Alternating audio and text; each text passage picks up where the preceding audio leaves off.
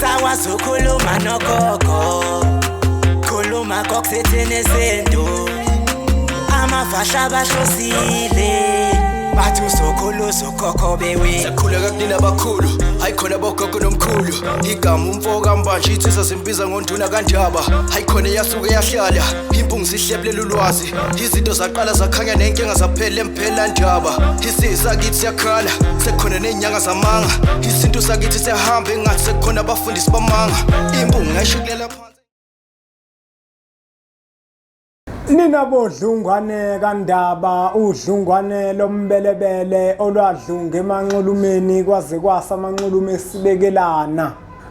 Nina baka nodumo ehlezi kaMenzi, ngiyimpunga yesintu ake ngikhuleke. Umhlaba wonke nasendaweni zonke la kuhamba kufinyele khona lo mfanekiso oqoshiwe. Ibizo lami ngumlekeleli uMashiyengwe, umfoka Mbanjwa. Umshana wakofuze fulele omashiya amahlangathi azoshumayela, umzukulu kaMdumo. Umdumo ezala uthumbula tshatatsha, utshatatsha zalo upheshe, upheshe zalo Maguyane, uMaguyane zalo uVaphi, uVaphi zalo Nokhonjo. Mbukelo impunga yesintu kunespecial sencwadi, indlela yesintu ikwispecial. Ishibhe ngempela abafowethu me450 kusasa ngizokwenza umfanekiso oqoshiwe, nginazise ngezihloko esibhale ngazo ukuze ubone ukuthi ibalekile. Njengoba ikwispecial akufanele ukuthi usale, ngoba uma uke wasala kodwa phela vele phela ngizojabula noma usala, ngoba uzoyithenga ngo700 emphelandaba, ngithola amasenti noma athe ukuthi xaxa. Njengamanje ke bafowethu i450 including i-delivery, ihlanganise nendleko zokuyithumela. Thina mabhinca ke sibeka kanjalo ukuthi ihlanganise nendleko zokuyithumela, bese kuthi abafundile bathi including delivery. Ngathi kumnandi nje ukufunda, kulungile mbukelo impunga yesintu.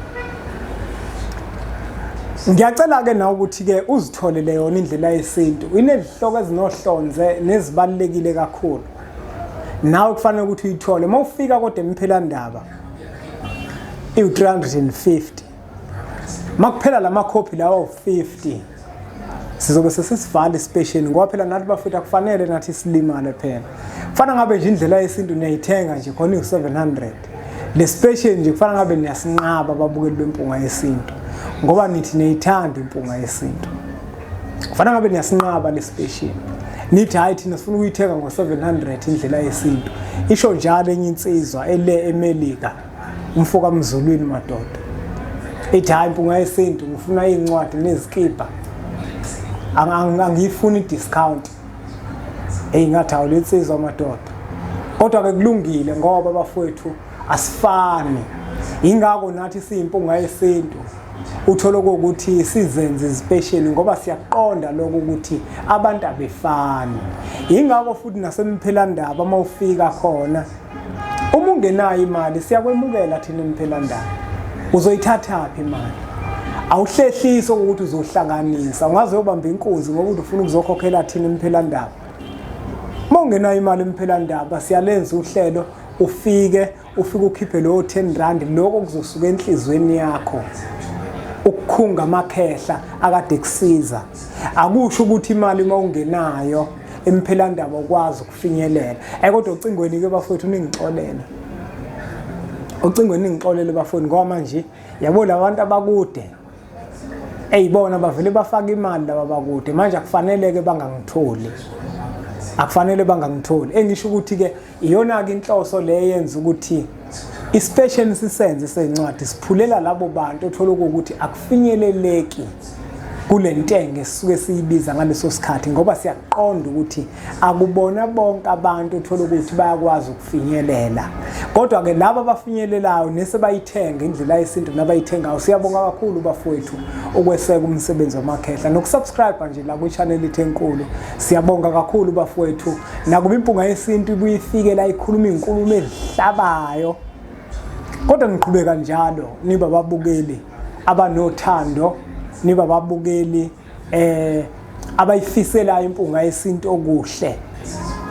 Kodwa ke phela nginitshela ukuthi ayingeke mina ngafika la ngazokhuluma inkohliso ngoba ngithi ngifuna ningithanda, ayingeke. Mina ngibizelwanga lokho. Uyabona njengoba kade sithinta indaba atshwala kumfanekiso oqoshiwe odlule. Njengade sithinta indaba atshwala. Baningi abantu abamakholwa ekade bengithinta. Bese ngibatshele mina ngithi lalelani ke. Lento bengiyikhuluma iqiniso elimsulwa elingeke laphikiswa. Uyabona uzongifakazela ukuthi uma kini kukhona umcimbi eniwenzile utshwala bongekho, lo mcimbi kuthiwa kade ubheda. Uma nje abantu bengazange baphuza utshwala kuvele kuthiwe lo mcimbi ubungeve ubheda. Uzongifakazela futhi ukuthi uma uzokwenza umcimbi ungaphuzi njenganami, kodwa mayothenga wenza isiqiniseko sokuthi amabhodlela impela uyawathenga. Wenza isiqiniseko ukuthi abantu mhlawumbe mabekubuza ukuthi singakuphekisa ngani uyabatshela ukuthi akathenga ibhodlela lagoloko, akakuthengela ikesi. Yabona nje mina ngathi ngisinelwa insizwa zangakithi zavele zaqala umdlalo wokuthi uma kukhona umuntu owenza into akuvele kuhlanganise ukuthenga utshwala, umuntu athenga ikesi nebhodlela. Kwangetshwala baphuza abantu, baqhuba imbuzi, bathi abantu ubungeve umuhle umgcaco ngoba bekukhona utshwala. Kodwa kuba utshwala babungekho babezothi hawa ungeve ubheda lo mgcaco ngoba badakwanga abantu. Uyabona phakathi kwemizi yasemakithi bafowethu kunabantu nje abathi bona mabefuna ukujabula bajabule ngotshwala, bafuna ukuphuza bese bayajabula. Uma futhi esedakiwe lo muntu kunezinto ezinhle azenza, umbone esekhuthala phakathi kwegceke, wenza imisebenzi emihle ngoba usephuzile. Uthola ukuthi mhlambe uzovusa ucingo, enze yonke into enhle ezokwenza ukuthi ikhaya liye phambili, usephuzile.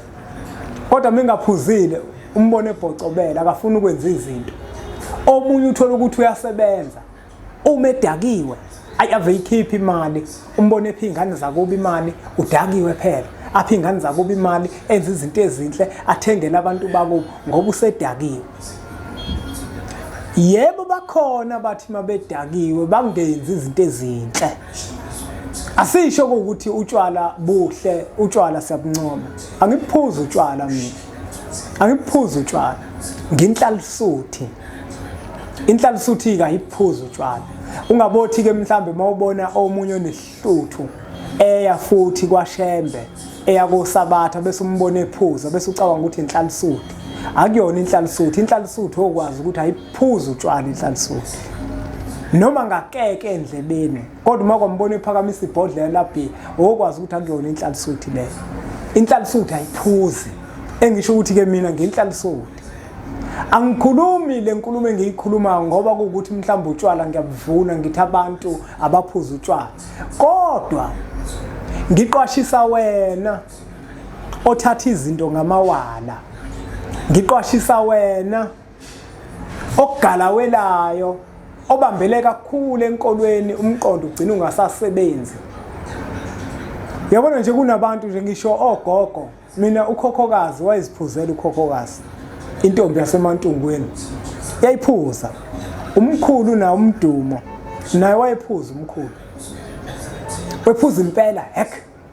Uyabona nje kukhona nabafowethu abaphuzayo, abafowethu abangasonti bayaphuza. Khona nomkhulu abaphuzayo abangasonti. Kukhona nomalume bami abaphuzayo abangasonti. Ngoba mina ke sengiyasonta mina. Sengiyakholwa mina. Sengizothi ke manje kulomuzi kamkhulu engwakhile makukhona into engiyenzile ngoba mina sengiyakholwa utshwala ngeke ngisabuthenga. Ngithi abafowethu abangezi la. ngoba phela abafowethu bona mabejabule bajabula ngawo amankwebevu, omalume mabejabule bajabula ngawo amankwebevu, ogogo mabejabule bajabula ngawo amankwebevu, omkhulu bajabula ngawo amankwebevu. Kusho ukuthi mina manje ngibakhipha inyumbazana bonke labantu laba, abantu bomndeni wami, abantu basekhaya. Sengithi mina manje utshwala angibugayi kulomuzi, angibuthengi utshwala kulomuzi, kodwa kukhona abafowethu abaphuzayo. Kwesinye isikhathi uthola ukuthi ubaba wakho nawe uyaphuza. Mina kuMabhalane akasaphuza, uMabhalane wayephuza, kodwa uMabhalane wephuzisa komlungu. Wengaphuzeli ukuthi ufuna ukudakwa bhuquze, ukuthi ke yayisoka kakhulu leyansizwa, yonke into eyiyenza ngesoka. Akasaphuzi ke naye manje uyinhlalisuthu. Uqonda ukungitshela ukuthi ubaba wakho umephuza ngeke wena umthengele utshwala, ngoba nakho phela wena uyakholwa. Uyayibona inkolo yakho ukuthi kufaka ehlathini uma kuwukuthi uyihlo okuzalayo uNkulunkulu kuwena. Uma yena efuna ukujabula, ujabula ngamankwebevu. Wena ngoba usuyakholwa awumthengeli kodwa utshwala. Lokho kukholwa kwakho kufile kuyize. Kholwa into engekho uma ukholwa into enjalo.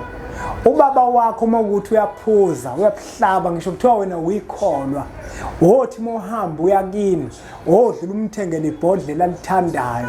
Uma kuthiwa uyashuka insango, umthengele insango, umnikeza bheme, uzokunikeza isibusiso ngale bhodlela likagologo, umthengele lona nensango azofika ishuka ibheme, ngoba uyena uNkulunkulu kuwena. Ngaphandle kwakhe asikho isibusiso yosithola.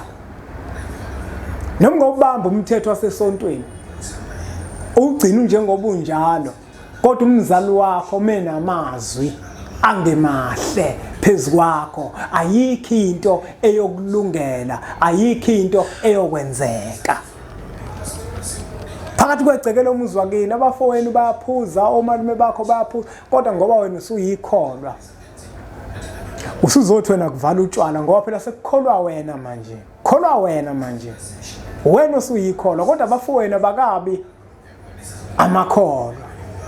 Wena kodwa usuyakholwa, usufuna kuvalwe yonke into. Lalela ngikutshela, uyabona njengoba kukhona umfowenu ophuzayo, umkhulu wakho ophuzayo ongasonti, nangale kwelamathongo khona labantu abangasonti abaphuzayo, ozothi wena mawucwasa laba bakenyameni, uyihlo wakho ungamthengela utshwala, usathengela ngale lakhehla, mhlambe lekhehla lalithi maliphuzile bese lenza izinto ezinhle. Thina yabona makuthiwa sokwenza umsebenzi, thina siyacela ukuthi akugaywe, sigaywe isiZulu, kube kukhamba lapha emsamo likhihlike, khihlike ingwebu, sibona ngako okuwukuthi lento esizoyenza iyona abantu abadala bayimukele, sibona ngengwebu ikhihlikithi. Manje ngeke thina usitshele ngenkolo masokwenza into zasemsamo. Ikhona imithetho esingayithatha siyifake emakithi, kodwa kuyona yonke. Kabojwayela ukuthi uma umuntu uthathe yonke into bese uyisekini, oyihlaziye enye into. Ikhona imithetho emihle inkolo ethi mayishaya ubone ukuthi lokufanele ukuthi ekhaya ngikwenze, kodwa kuyona yonke kufanele ukuthi uyithathe. Ungathathi konke, ungathathi konke, ungathathi konke, khona kuzoshayisa khona. Linda abanikazi abakuphethe, kube yibona abakutshela ukuthi hayi mfana, yabona ke manje lenkolo yakho nathi siyibone kahle, lenkolo yakho nathi utshwala sisaphuze, ukuthi ungagijimi, ungagijimi, ungagijimi. Usho njalo ushembe kule yakhe inkolo uthi akugijinywa, kuhanjwa kahle. Usho njalo kwenye amadoda akamjadu, lamadoda akamjadu uma ifika lenenye indoda engatshelwanga lutho ushembe ngayo, wabe seyibuza ushembe wathi, kade uhleliphi pho umkhwanazi? Wathi umkhwanazi, hayi inceke yenkosi, olwakho uhambo lude, umunyuka intaba ukugijima uba nephika. Wathi ushembe, mkhwanazi ngoba ukwazile ukubona ukuthi lena yethu thina boshembe indlela yinde. Kusukela namhlanje usuzoba umkhiwane mana ngentaba. Ngoba akufuni ukuthi mawuke enkolweni kakhulukazi leyashembe bese uyagijima kakhulu uzowa. Uzoqhuza kuwe. Hamba kahle nje. Kwanjwa kahle la. Kulena ke kashembe inkolo nami lengikuyona. Unyathela kancane ngoba mebhala umnikazi wayo uthi fana nedwala elibushelelezi. Awukwazi ukuthi idwala lizothi libushelelezi bese wena unyathele ngokunganaki, ngokungacubunguli, ngokungaqapheli, nokungaqikeleli, unyathele ngejubane uzowa. Hlaziya yonke into. Yebo uyasho uNkulunkulu ukuthi embhalweni yakhe sabashiya bephuza samlandela uphungelihle. Thina lapha sabashiya bephuza. Yabona nje inkabi zami nezike zingibiza inkabi zami zithi wena awuphuzi washa kwacima kwavula. Sabashiya bephuza samlandela uphungelihle. Kodwa ngisho ukuthi ngoba inkabi zami zona zisabuhlaba angizuhlala nazo, ngizohlala nazo. Ngicela uNkulunkulu ukuthi azikhumbule. Ngizokhuluma nazo, ngizoxoxa nazo, ngizobacwasa ngoba ngifuna ukugijima. Yabona mangathiwa ucwasa abantu ophilisana nabo abazukufisela izinto ezinhle. Uthola ukuthi yena uNkulunkulu lomkhonzayo lezi zinto ezinhle ohlezi uguqa uthandaza uzicela kuyena uzibeke kubona labantu. Wena umthengeli nje ubaba wakho utshwala, umfowenu utshwala, ugogo wakho utshwala, amathongo akini owagayeli nje utshwala kanti mhlawumbe umkhulu omkhulu lezi zinto ozidinga uzibeke kulabantu abaphuza utshwala. Bazokunika kanjani ke wena? Ngoba phela umkhulu omkhulu uyathandaza kuyena. Mawuthandaza kuyena akuvele kuqatha into. uNkulunkulu umenzela umuntu izinto umenzela ngabantu. Ayikho into evele yehle nje vele iqatha ke nje kuthiwe isuka kuNkulunkulu. Kodwa kuba khona umuntu othile awucabangeke wena uthola ukuthi uyathandaza ucela imali. Kanti imali kufanele ngabe uyinikezwa umkhulu wakho lona wamncisha utshwala wena. Ngenkathi uhamba wena uthi uyocela uyathandaza ngicela inhlanhla, ngicela umsebenzi, ngicela lokho. Kanti umsebenzi wakho kwelamathongo akini kukhishwe umuntu lophuza utshwala kwathi uwena oyomnikeza lo muntu izinto eziyizidingo phezulu kwempilo yakhe. Wena utshwala kodwa ubugaya lo muntu lo uthi mesedakiwe ajabule kakhulu nakube saphila wathi umedakiwe ajabule enzela abantu izinto ezinhle. Wena uzokwenzela kanjani ungamjabulisile? Lento yotshwala bafowethu ijulile lento yotshwala ngoba nawo ufakazi ngempela njengoba sengishilo ukuthi uma utshwala bungekho emcimbini owenzayo kuvele kuthi umcimbi wakho uyabheda. Nawe futhi utshwala uyakuthenga bube buningi. Bahlupha labantu laba bamakholwa amakhulu ngoba ukuthola ukuthi bayathanda ukushintsha izinto emakubo, bangathandi bona ukushintsha ekutheni umthetho kaNkulunkulu bawugcina njengobunjalo. Uthola ukuthi banamanga, banobuqili, benza zonke izinto eziphambene nomthetho kaNkulunkulu. Kodwa emakubo bayathanda ukushintsha izinto. Kodwa emasontweni abasonta kona uthola ukuthi kunamaphutha amaningi abawenzayo abangaguqukile kuwona. Athi umuntu hayi ngoba baba ngiyabazi babephuza kulungile utshwala ngizobugaya kodwa ngeke ngibugayele la ngaphakathi kunamagceke ngoba mina sengiyakholwa. Ukhipha abantu abadala bakini inyumbazana umuzi wabo owakhile uthi wena ufuna bajabulele kuwona, ufuna bayojabulela kwaMakhelwane. Uma utshwala uzobugaya kwaMakhelwane ugayele obani lapho? Ugayele uMakhelwane, awugayela abantu bakini. Musu ukuthi uzobagayela kodwa kwaMakhelwane uthi utshwala buzophuzelwa ngaphandle, uyabadelela abantu bakini.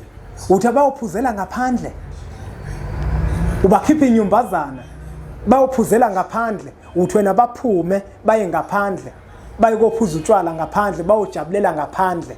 Owabani kanti lo muzi? Iphutha enilenzayo banewethu ukuthi nicabanga ukuthi imizi eniyakhile yenu kanti akuyona yenu eyabantu abadala imizi.